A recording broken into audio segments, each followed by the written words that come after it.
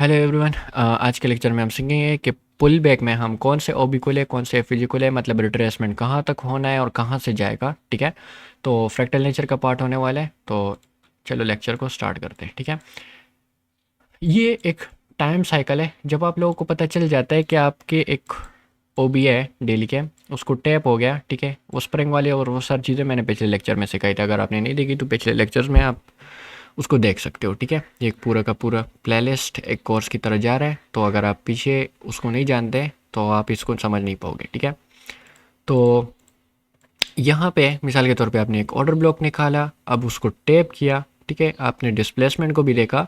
अब मार्केट ने इस तरीके से ट्रेंड करना है, लेकिन ये जो पुल बैक्स आ रहे हैं कौन से एफईजी ऑर्डर ब्लॉक तक आ रहे हैं। ठीक है, तो इसमें ये होता है ना कि जब यहाँ पे मिसाल के तौर पे इस एरिया को टैप कर देता है तो यहाँ पे होता है 1 मिनट का पहले डिस्प्लेसमेंट। ठीक है, फिर उसके लिए रिट्रेसमेंट होता है।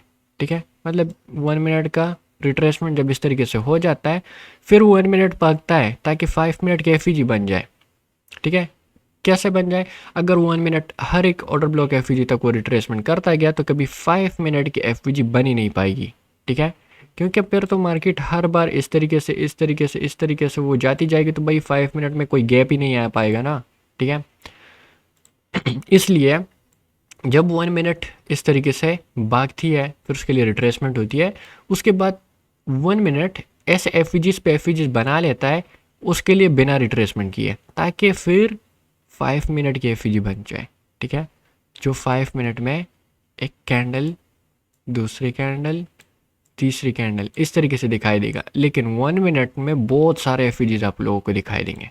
ठीक है, सेम प्रोसेस जब 5 मिनट की एफ टैप हो जाए उसके बाद क्या करेगा, 15 मिनट के लिए 5 मिनट भागेगा, 5 मिनट के एफ बनाएगा। जब 15 मिनट के बन जाए फिर 15 मिनट अपने एफ टैप करके फिर इस तरीके से करा, और ये जाएगा जाएगा जाएगा आगे तक इसका साइकिल जाएगा। ठीक है, जब तक आपके बायस का डायरेक्शन, आपका मैग्नेट पॉइंट टैप ना हो। मैग्नेट पॉइंट ये सारी चीज़ें क्या होती है अगले लेक्चर में आप लोगों को मैं बता दूंगा। ठीक है, सही है। आपका टारगेट जो होता है बायस का वो जब तक डन ना हो ये सारी चीज़ें होती रहेगी। ठीक है, अब ये इसको समझ लेते हैं। ठीक है, चार्ट पे भी दिखा देता हूँ। मिसाल के तौर पे यहाँ पे एक डेली का वो भी था। ठीक है, पिछले लेक्चर में भी मैंने बताया था, उसका जो हमने रिफाइन किया।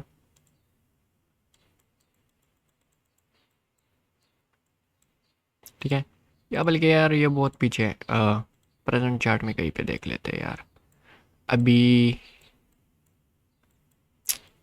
ठीक है, यहाँ पे स्टार्ट कर लेते हैं। इस जोन को मैं मार कर लेता हूँ और यहाँ से हम स्टार्ट कर लेते हैं। ठीक है, कि ये जो जितनी भी बाइंग आई थी ये कैसे आई थी और किस तरीके से।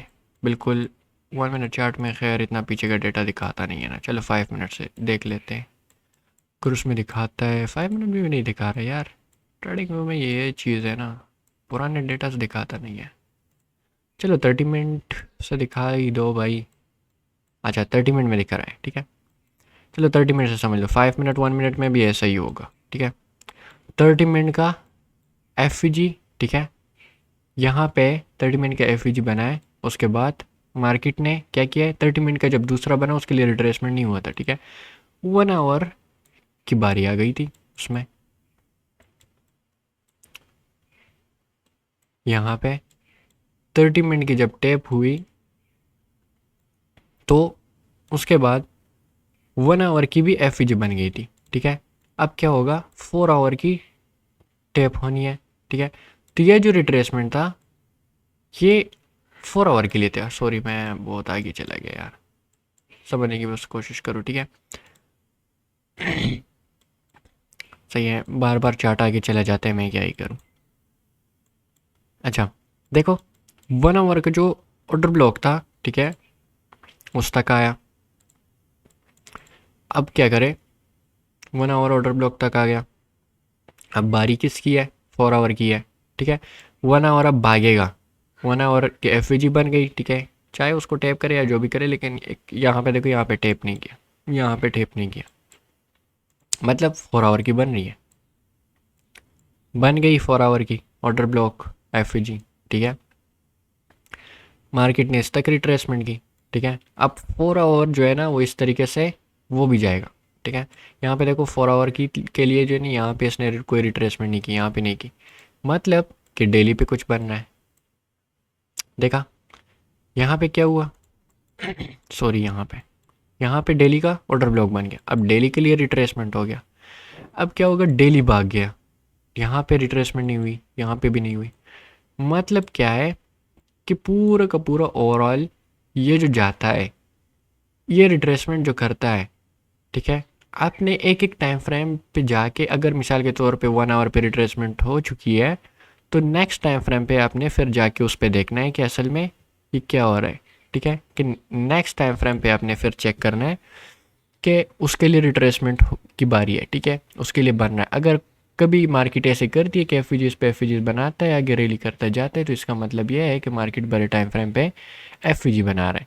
तो आपने इस तरीके से अपने एफ पुल बैक्स एरियाज को मार करना है, और वहाँ तक जो है ना आपने देखना है कि यहाँ तक पुल बैक हुआ, वहाँ से अगर आप लोगों को कन्फर्मेशन मिलती है तो आप कंटिन्यूएशन के लिए काउंटर ट्रेड ले सकते हो। ठीक है, तो ये था हमारे इस लेक्चर में। बाकी जो ज़्यादा सबसे डिटेल है, सबसे मोस्ट इम्पॉर्टेंट लेक्चर जो है ना, वो नेक्स्ट लेक्चर होने वाला है, तो उसको कभी भी मिस मत करना।